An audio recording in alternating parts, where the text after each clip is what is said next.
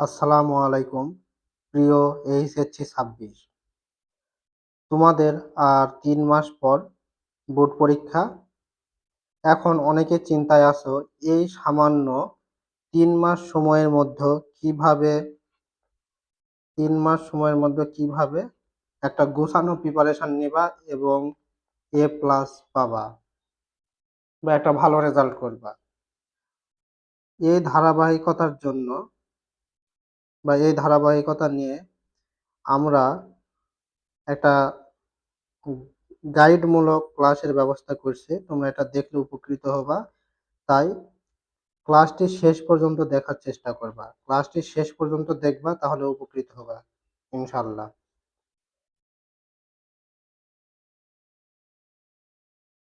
প্রথম বিষয় যে প্রত্যেকটা সফলতার পিছনে যেটি কাজ করে সেটা হচ্ছে একটা টার্গেট সেট করা বা লক্ষ্য নির্ধারণ করা। তাহলে প্রত্যেকটি সফলতার পিছনে কি কাজ করে? একটি টার্গেট বা পরিষ্কার লক্ষ্য। একটা টার্গেট বা পরিষ্কার লক্ষ্য থাকতে হবে, তাহলে তুমি সফলতা হবে। তোমার টার্গেট কি? তুমি এ প্লাস পেতে চাও। তাহলে এ প্লাস পেতে যেভাবে পড়াশোনা করতে হবে, যেভাবে গোছানো লাইফস্টাইল দরকার, পড়াশোনা দরকার, ডেডিকেশন দরকার, সবগুলো তোমার থাকতে হবে। তার জন্য কি একটা টার্গেট কি তোমার? আমি এ প্লাস পাবো বা একটা ভালো রেজাল্ট করব। ক্লিয়ার? তাই প্রথম কথা, যে তুমি যেহেতু একটা ভালো রেজাল্ট করতে চাও, তাহলে তোমার প্রথমে একটা কি নিতে হবে? গোছানো পরিষ্কার টার্গেট নিতে হবে, যে না, আমার টার্গেট হচ্ছে আমি কি ৩ মাস পর কি করব? আমি এ প্লাস পাবো বা এ প্লাস চাই। এই টার্গেট নিয়ে তোমাকে করতে হবে। তাই প্রথমে তুমি ঠিক করো তুমি কি চাও। যেটা তুমি চাচ্ছ সেটা তোমার লক্ষ্য। সেই লক্ষ্যটাকে তুমি স্থির করে কাজ শুরু করে দাও। শুধু তো লক্ষ্য স্থির করলে হবে না, তার জন্য আরো কিছু একটু দেখি। আমি তোমাদের জন্য একটা সুন্দর করে লিখে নিয়ে আসছি। প্রতিটি বিষয়ে কি করবা? যেহেতু তোমার এ প্লাস পাওয়ার লক্ষ্য, তাহলে প্রতিটা বিষয়ে তোমাকে হচ্ছে মার্ক গ্যাদার করতে হবে ৮০+। প্রত্যেকটা সাবজেক্টে তোমাকে হচ্ছে কত মার্ক রাখতে হবে? ৮০+ মার্ক রাখতে হবে। ঠিক আছে? এটা তোমার লক্ষ্য। দ্বিতীয় বিষয় হচ্ছে দুর্বল যেগুলো অধ্যায় আছে সেগুলো চিহ্নিত করা। তাহলে তোমার কি করতে হবে? দুর্বল অধ্যায়গুলো চিহ্নিত করতে হবে। অনেকে আছে কি যে সহজ সহজ জিনিসগুলো বারবার পড়ে, কিন্তু কঠিন বিষয়ের দিকে সে যায় না, বা তার কি দুর্বলতা আছে সেদিকে সে কোনো গুরুত্বই দেয় না। যার ফলে অনেকে খারাপ রেজাল্ট করে। তাই তোমার কি করতে হবে? তোমার দুর্বল যেগুলো অধ্যায়গুলো আছে সেগুলো চিহ্নিত করতে হবে এবং সেটাকে আগে ফোকাস করে সেটা হচ্ছে তোমার কমপ্লিট করতে হবে, পড়া শেষ করতে হবে। ক্লিয়ার? তাহলে প্রথম কাজ হচ্ছে কি, তোমার একটা টার্গেট ফিক্সড করতে হবে। সেই টার্গেটটা হবে কি এ প্লাস। এবং তোমাকে তাহলে কি করতে হবে? ৮০+ মার্ক তুলতে হবে, সেটা মাথায় রাখতে হবে। এবং প্রথমে তুমি হচ্ছে তোমার দুর্বল বিষয়গুলো খুঁজে বের করবা, যে তুমি কোথায় হচ্ছে ভালো আর কোথায় তুমি দুর্বল। ঠিক আছে? আর এই ক্লাসটা শেষ করে বা এই ক্লাসটা দেখার সময়ে তুমি একটা খাতা কলম নিয়ে বসো এবং লিস্ট তৈরি করো, যে তোমার কি কি হচ্ছে দুর্বলতা আছে। খেয়াল বলে কিছু নেই, আজকে তুমি হচ্ছে শুরু করো। এটা হচ্ছে টার্গেটের বিষয়টা শেষ হলো। এখন আমরা দেখো এখানে লিখছি টাইম টু প্ল্যান। আমরা সময়ের সাথে সাথে কি করব? প্ল্যান করব। ঠিক আছে? সময়ের সাথে সাথে আমরা প্ল্যান করব। দ্বিতীয় কাজ হচ্ছে কি, আমরা সময়ের সাথে প্ল্যান করে কাজ করব। আমাদের সময় কত হাতে? ৩ মাস। তাহলে এই ৩ মাস সময়কে আমরা প্ল্যান করে কাজ করব। ৩ মাস সময়কে প্ল্যান করে কি করব? কাজে রূপান্তর করব বা কাজ করব। ক্লিয়ার? তাহলে দেখো যে আমি যেটা লিখছি এখানে, ৩ মাসের স্ট্র্যাটেজি, ৯০ দিনের প্ল্যান। ৩ মাস সমান কত? ৯০ দিন। ৩০ + ৩০ প্লাস 30 ইকুয়াল হচ্ছে কত? 90। আমার প্রত্যেকটা টার্গেট হবে 30 দিনের, আর 30 দিন 30 দিন 30 দিন করে 90 দিনের মোট আমি টার্গেটটা ফিল আপ করবো এবং কি করব, এ প্লাস বা একটা ভালো রেজাল্ট করব। ঠিক আছে? আর প্রথম 30 দিন, প্রথম মাসের প্রথম মাসের যে প্রথম 30 দিন আছে, সেই 30 দিন তুমি কি করবা? সিলেবাস কমপ্লিট, তোমার যে সিলেবাস আছে সেই সিলেবাসটা কমপ্লিট করবা এবং কনসেপ্ট ক্লিয়ার করবা। তুমি প্রথম 30 দিন কি করবা? এটা তোমার প্রথম টার্গেট এটাই হবে যে তোমার সিলেবাস কি আছে সেটা কমপ্লিট করতে হবে, প্লাস হচ্ছে কনসেপ্ট ক্লিয়ার করতে হবে। আর নিম্নস্থ তোমাকে 8 থেকে 10 ঘন্টা পড়তে হবে, সেটা ভাগ করে। মানে টানা একবারে তুমি তো 8 থেকে 10 ঘন্টা পড়তে পারবে না। 1 ঘন্টা পড়ার পরে তুমি বিরতি দিলা, বা 1.5 ঘন্টা পরে বিরতি দিলা। এভাবে বিরতি দিয়ে তুমি হচ্ছে 8 থেকে 10 ঘন্টা, বা আরো ভালো করতে চাইলে তুমি হচ্ছে 12 ঘন্টা হচ্ছে মানে ক্লাস করবা, 12 ঘন্টার বেশি পড়ার চেষ্টা করবা। প্রতিটি অধ্যায়ে কি করবা? বোর্ড বই ভালো করে পড়বা। তোমার যে বোর্ড বই আছে সেটা অনেক সুন্দর করে পড়বা। এই বোর্ড বই পড়লে তোমার হচ্ছে কনসেপ্ট ক্লিয়ার হবে। ঠিক আছে? প্রথম মাসে তুমি কি করবা, বা প্রথম 30 দিন তুমি হচ্ছে সিলেবাস কমপ্লিট করার চেষ্টা করবা, কনসেপ্ট ক্লিয়ার করবা। আর কনসেপ্ট ক্লিয়ার করতে হলে তোমাকে কি করতে হবে? বোর্ড বই পড়তে হবে। ক্লিয়ার? বোর্ড বই কি পড়বা? গুরুত্বপূর্ণ সংজ্ঞা, সূত্র, ব্যাখ্যা, আন্ডারলাইন। বিজ্ঞান বিভাগ হলে গণিত, ফিজিক্স, কেমিস্ট্রি, প্রতিদিনের সমস্যা সমাধান।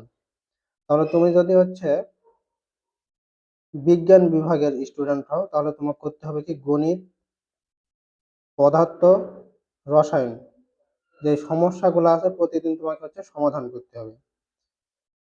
আর জীববিজ্ঞানের ক্ষেত্রে চিত্র ও ডায়াগ্রাম অনুসরণ করতে হবে। এটা হচ্ছে গুরুত্বপূর্ণ অনেক, যে তুমি যদি জীববিজ্ঞানে ভালো মার্ক তুলতে চাও তাহলে তোমাকে কি করতে হবে? চিত্র এবং ডায়াগ্রাম অনুশীলন করতে হবে, চিত্র আঁকতে জানতে হবে। চিত্র আঁকলে ফুল মার্ক পাওয়া যায়। চিত্র আঁকলে মানে যদি সঠিকভাবে আঁকতে পারো তাহলে তুমি হচ্ছে ফুল মার্ক পাওয়ারও হচ্ছে আশা আছে। দ্বিতীয়টা দেখবো, দ্বিতীয় মাস। দ্বিতীয় মাস দ্বিতীয় মাসে কি করবা? দ্বিতীয় মাসে আবার 30 দিন। এই 30 দিনে তোমার টার্গেট হবে বোর্ড প্রশ্ন প্র্যাকটিস। প্রথম 30 দিন তুমি কি করলা? সিলেবাস কমপ্লিট প্লাস হচ্ছে কনসেপ্ট ক্লিয়ার। পরের 30 দিন তুমি কি করবা? বোর্ড প্রশ্ন প্র্যাকটিস করবা। বিগত 10 বছরের করলে এনাফ। প্রতিদিন অন্তত একটি করে সাবজেক্টের পূর্ণ প্রশ্ন সমাধান করবে, মানে যত প্রশ্নগুলো আছে প্রতিদিন চেষ্টা করবে একটা করে সাবজেক্টের প্রশ্ন সমাধান করা। সময় ধরে পরীক্ষা দাও। তুমি পরীক্ষা দিবা, তাহলে তোমার কি হবে? পরীক্ষার যে মেন এক্সামে ভালো করতে পারো, মানে প্র্যাকটিস পরীক্ষা দিবা। আর সবচেয়ে গুরুত্বপূর্ণ বিষয়, যেহেতু প্রথম মাসে তুমি সিলেবাস কমপ্লিট প্লাস হচ্ছে কনসেপ্ট ক্লিয়ার করবা, দ্বিতীয় মাসে তোমার কাজ হচ্ছে প্রশ্ন সমাধান করা। আর তার সাথে তোমার দেখতে হবে যে কোথায় থেকে বেশি প্রশ্ন আসতেছে, বা কোন টপিকটা খুব গুরুত্বপূর্ণ সেই টপিকটা তোমার চিহ্নিত করতে হবে। সেই টপিকগুলো কি করতে হবে? চিহ্নিত করতে হবে। চিহ্নিত করে সেই টপিকগুলো বারবার বেশি পড়তে হবে। আর শেষের 30 দিন, তৃতীয় মাস,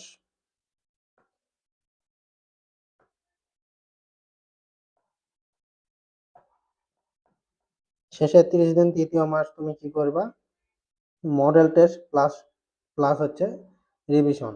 তাহলে শেষের 30 দিন তুমি মডেল টেস্ট দিবা আর রিভিশন করবা। আর নোট করে রাখবা, যেগুলা ভুল হচ্ছে সেগুলো বারবার ছোট ছোট করে নোট করবা এবং হচ্ছে বারবার রিভিশন দিবা। এটা হচ্ছে টাইম টু প্ল্যান, সময়ের সাথে তোমার পরিকল্পনা অনুযায়ী কাজ করতে হবে এইভাবে। এটা দ্বিতীয়। তারপরে চলো দৈনিক রুটিন। এটা হচ্ছে পুরা 3 মাসের জন্য যেটা হবে সেটার জন্য হচ্ছে দৈনিক রুটিন। এটা কি? 3 মাসের জন্যই। এটা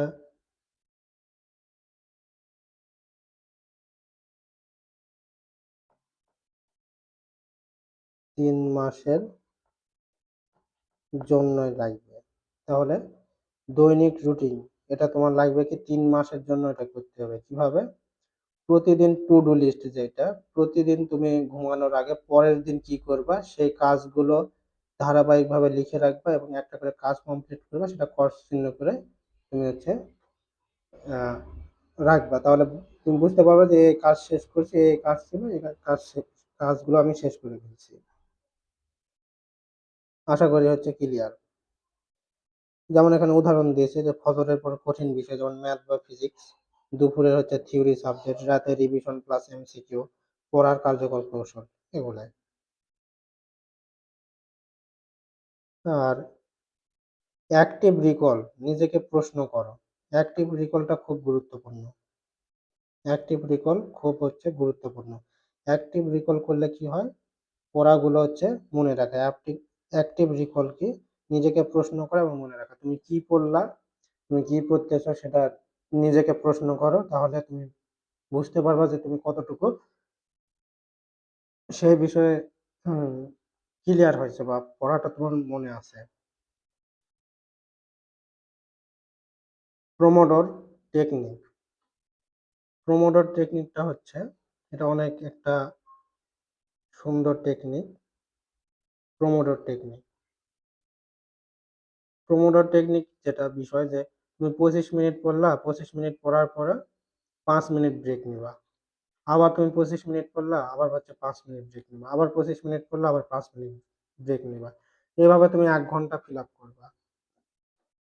এটা হচ্ছে প্রোমোডোর টেকনিক। এই টেকনিকটা অনেক হচ্ছে কাজে দেয়।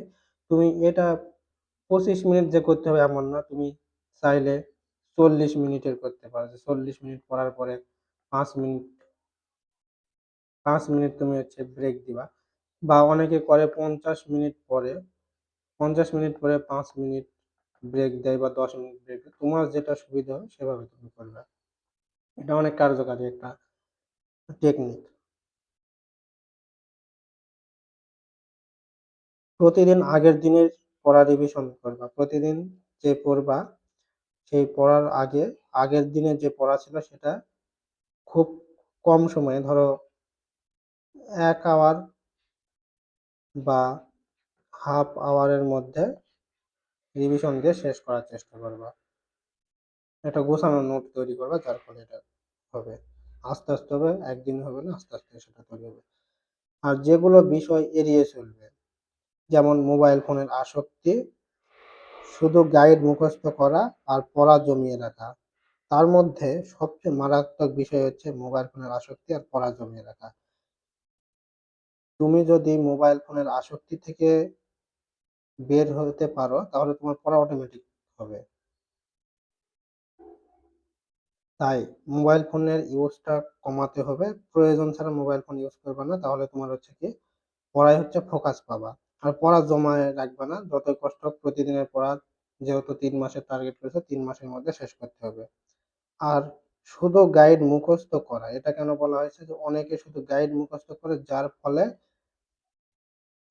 ওই সময়ে কোশ্চিন দিলে দেখা যাচ্ছে যে উত্তর দিতে পারতেছে, কিন্তু মেন পরীক্ষায় যাওয়ার পর সে উত্তর করতে পারতেছে না। কারণ মেন পরীক্ষায় তো একটু একই ধরনের প্রশ্ন একটু ঘুরিয়ে দিবে, তখন কি হবে, সে আর পারবে না। কারণ তার তো গাইড মুখস্থ করার অভ্যাস, সে তো হচ্ছে কনসেপ্টই জানে না, বোঝে না। তাই শুধু গাইড মুখস্থ করবা না, পাশাপাশি কনসেপ্ট বোঝার চেষ্টা করবে। মানে ফুল টার্গেট হচ্ছে কনসেপ্ট বোঝা, পাশাপাশি তুমি গাইড দেখতে পারো, হেল্প নিতে পারো। আর অতিরিক্ত টিপসের মধ্যে হচ্ছে হাতের লেখা পরিষ্কার রাখো। হাতের লেখা যদি পরিষ্কার হয় তাহলে তোমার মার্ক পাওয়ার সম্ভাবনা বেশি। ডায়াগ্রাম সুন্দর রাখো। যেহেতু বায়োলজির ক্ষেত্রে ডায়াগ্রাম থেকে প্রশ্ন আসে, তাই ডায়াগ্রামগুলো হচ্ছে সুন্দর করে প্র্যাকটিস করো এবং সুন্দর করে আঁকার চেষ্টা করো। ডায়াগ্রাম অনেক সময় খুব বেশি সুন্দর হইলে টিচাররা আর বাংলা বা যেটা লিখছে ওটা পড়ার দেখেই না। সৃজনশীল প্রশ্নের ভূমিকা, মূল অংশ উপসংহার লিখো। শুধু সৃজনশীল প্রশ্নে তুমি ভূমিকা লিখলা, মূল অংশ লিখলা, কিন্তু উপসংহার লিখে তুমি বুঝাতে পারলে না যে টিচারকে কি বুঝাচ্ছ, তাহলে হবে না। তাই তোমাকে গুরুত্ব দিতে হবে কি, ভূমিকা লিখবা, মূল অংশ লিখবা, উপসংহার লিখবা। অল্প লেখো, 3টা স্টেপে লেখো। প্রথম স্টেপে তুমি লিখলা ভূমিকা, দ্বিতীয় স্টেপে লেখো মূল অংশ, তৃতীয় স্টেপে উপসংহার। দেখো এখানে 3টা স্টেপ করে যদি লেখো, অনেক বড় লেখা দেখাবে এবং গোছানো সুন্দর লেখা দেখাবে। তাই এই টেকনিকটা ফলো করো, এটা হচ্ছে তোমার নাম্বার বেশি পাওয়ার খুব কার্যকারী একটা উপায়। চলো আবার একটু সামারি করে দিই। আর হ্যাঁ, গিফট বক্স, এটা অতিরিক্ত টিপস, এটা ধরো তোমাদের জন্য একটা গিফট বক্স, এটা খুললেই তুমি পাবা A+। যদি এটা তুমি কাজে রূপান্তর করো, ভিডিও দেখলা, দেখার পরে আবার কাজ করলে না তা না, তোমাকে হচ্ছে ভিডিওটা দেখলা, দেখার পরে তোমাকে এটা হচ্ছে কাজ করতে হবে, তাহলে তুমি পাবা। চলো আবার একটু প্রথম থেকে বলি। আমাদের বিষয়টা কি ছিল, যে শেষ 3 মাসে এসএসসি 26, শেষ 3 মাসে A+ নিশ্চিত করা। তাহলে প্রথমটা বলছে যে একটা টার্গেট ফিক্সড করো। তোমার টার্গেট কি? টার্গেট হচ্ছে A+ পাওয়া। তারপরে দ্বিতীয় কথা বলছিলাম যে টাইম টু প্ল্যান, সময়ের সাথে প্ল্যান তৈরি করো। তাহলে সময় কি আমার হাতে? 3 মাস, 3 মাস মানে 90 দিন। তাহলে প্রথম 30 দিন আমি কি করব? Syllabus complete plus concept clear. দ্বিতীয় 30 দিন কি করব? প্রশ্ন সলভ করব বা প্রশ্ন প্র্যাকটিস করব। কি? তোমার যে বোর্ড কোশ্চেন গুলো আছে, বিগত 10 বছরের কোশ্চেন যদি সমাধান করো, তাহলে তুমি একটা বিশাল নলেজ গ্যাদার করতে পারবে, আসলে কি ধরনের কোশ্চেন আছে তুমি বুঝে যাবা। আর শেষ 30 দিন তোমার কাজ হচ্ছে মডেল টেস্ট প্লাস রিভিশন, ঠিক আছে? আর এর এর মধ্যে একটা বিষয় অ্যাড করবা, যে নোট, নোট করতে হবে। নোট, যেগুলা গুরুত্বপূর্ণ জিনিসগুলা মনে হবে, যেগুলা পরীক্ষাতে আসবে বা আসছে বা আসতে পারে, এই জিনিসগুলা হচ্ছে তুমি নোট করে নিবা। নোট করলে পড়াটা অনেক ছোট হয়ে আসে, পড়তে সময় কম লাগে, রিভিশন করতে সময় কম লাগে। ক্লিয়ার? আর নোটে বইয়ের পুরা লাইন তুলো না, সবকিছু নিয়ে আসো না, ছোট ছোট ওয়ার্ড নিয়ে আসবা, ছোট ছোট জিনিসগুলো নিয়ে আসবা, যেটা দেখলে দেখা যাবে যে 2টা শব্দ দেখলে মনে হবে পুরো একটা পেজ তোমার মাথায় চলে আসছে। এই ধরনের তুমি হচ্ছে নোট তৈরি করবা। ক্লিয়ার? আর দৈনিক রুটিন, এটা হচ্ছে খুব গুরুত্বপূর্ণ, যে শুধু এটা যে পড়াশোনার কাজে তা না, প্রত্যেকটা দৈনিক জীবনে গুরুত্বপূর্ণ। টু ডু লিস্ট করা, তুমি কি কাজ পরের দিন করতে চাচ্ছ, তা আগের দিন রাতে ঘুমানোর আগে বা যে কোনো সময় তুমি এটা একটা লিস্ট তৈরি করে ফেলো এবং সেই অনুযায়ী তুমি কাজ করো, কাজগুলা ফিল আপ করো, কাজগুলা প্রতিদিনের কাজ প্রতিদিন শেষ করো। দেখবা যে 1 সপ্তাহ পরে দেখবা যে তোমার অনেক উন্নতি হয়েছে। আর অ্যাক্টিভ রিকলটা কি হচ্ছে, তুমি নিজেকে প্রশ্ন করবা, তুমি কি শিখলা, কি পড়লা, সেটাকে হচ্ছে তুমি মনে করার চেষ্টা করবা। বই বন্ধ করলা, করে তুমি মনে করো যে আসলে আমি এই জিনিসটা পড়েছি, কতটুকু আমি মনে করতে পারছি, কতটুকু হচ্ছে বলতে পারতেছি, কতটুকু লিখতে পারতেছি, না দেখে মনে করতে পারতেছি। এটা হচ্ছে অ্যাক্টিভ রিকল। আর অ্যাক্টিভ রিকল হচ্ছে কি করে, আমাদের মস্তিষ্কে পড়াটা দীর্ঘস্থায়ী করে। প্রোমোডোর টেকনিক কি? এটা একটা খুব গুরুত্বপূর্ণ সুন্দর টেকনিক। এই টেকনিকের মাধ্যমে তুমি হচ্ছে বিরতি নিয়ে নিয়ে সুন্দর করে তোমার একটা হচ্ছে পড়া সার্কেলটা তুমি কমপ্লিট করতে পারবা। আর যেগুলো বিষয় এড়িয়ে চলবে, যে মোবাইল ফোনের আসক্তি, এটা খুব মারাত্মক, এটা থেকে বিরতি রাখবে। শুধু গাইড মুখস্থ নয়, তোমাকে কনসেপ্ট জানতে হবে, বেসিক জানতে হবে। আর পড়া জমিয়ে রাখো না, পড়া জমিয়ে রাখা যাবে না। প্রতিদিনের পড়া প্রতিদিন শেষ করার চেষ্টা করো। যদি একটু কমও একটা সাবজেক্ট পড়া হয়, মানে কম বলতে যে খুবই ভালো করে পড়তে যায়, দেখা যাচ্ছে যে আর একটা সাবজেক্ট পড়া যাচ্ছে না, এরকম করো না। যে সব সাবজেক্টে একটা নির্দিষ্ট রুটিন তৈরি করো, যে 1 ঘন্টা ফিজিক্স পড়বো, 1 ঘন্টা ধরো কেমিস্ট্রি পড়বো, 1 ঘন্টা বায়োলজি পড়বো, বা যা তুমি তোমার হচ্ছে একটা রুটিন তৈরি করলা। এই রুটিনটা তুমি হচ্ছে ফিল আপ করো, ঠিক আছে? তো দেখা যাচ্ছে ফিজিক্স পড়তে যায় 1 ঘন্টা জায়গায় 2 ঘন্টা বা 3 ঘন্টা পরে আর কেমিস্ট্রি পড়তে পারতেছে না, তাহলে কিন্তু 3 মাস শেষে মনে হবে যে কিছুই হইলো না। তাই ফিজিক্স যদি একটু কমও পড়া হয় তাও তুমি কেমিস্ট্রিটা সেই দিনের পর সেদিন তুমি কমপ্লিট করার চেষ্টা করো, ঠিক আছে? ফিজিক্সটা তুমি ওই সেদিনের সব পড়াটা কমপ্লিট করার পরে সময় যদি থাকে বা সময় নিয়ে পরে ফিজিক্সটা শেষ করো। আশা করি ক্লিয়ার। আর অতিরিক্ত টিপসের মধ্যে বলা হয়েছে যে হাতের লেখা পরিষ্কার করো। হাতের লেখা যদি পরিষ্কার থাকে, যে কাটা পরিষ্কার বলতে কি? যে কাটাকাটি করবো না, গুছানো লেখাবে এটাই। ঠিক আছে? হাতের লেখা পরিষ্কার থাকলে স্যারেরা নাম্বার ভালো দেয়। কারণ তাদের পড়তে সুবিধা হয়, বুঝতে সুবিধা হয়। ডায়াগ্রাম সুন্দর আঁকো। এটা বায়োলজির ক্ষেত্রে মাস্ট। ডায়াগ্রাম যদি ভালো হয় তাহলে অনেক নাম্বার বেশি পাওয়া যায়। কম লেখে অনেক ভালো নাম্বার পাওয়া যায়। সৃজনশীল প্রশ্নের ভূমিকা লেখো, মূল অংশ লেখো, উপসংহার লেখো। শুধু যে তুমি ভূমিকা লিখে, মূল অংশ লিখে, উপসংহার লিখলে না, স্যার বুঝতে পারবে না যে আসলে তুমি কি বোঝাইতে চাও। শুধু মূল অংশ লিখলে তাও হবে না, ভূমিকা লিখলে না তাও হবে না। তো প্রত্যেকটা যদি তুমি লিখো তা তোমার একটা সুন্দর গুছালো 100% একটা কোশ্চেনের উত্তর হবে, যার ফলে স্যার তোমাকে নাম্বার দিতে বাধ্য। পরিশেষে যে একটা কথা, তোমরা সবাই একটা রুটিন তৈরি করো, করে সুন্দর মতো প্রত্যেকটা পড়াকে গুছিয়ে নাও, নিয়ে সুন্দর করে একটা ভালো পরীক্ষা দাও, ভালো রেজাল্ট করো।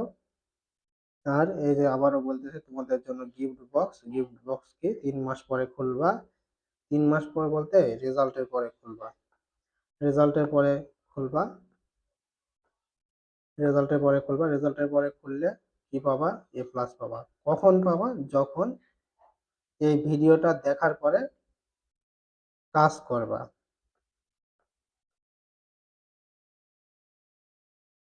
ভিডিওটা দেখার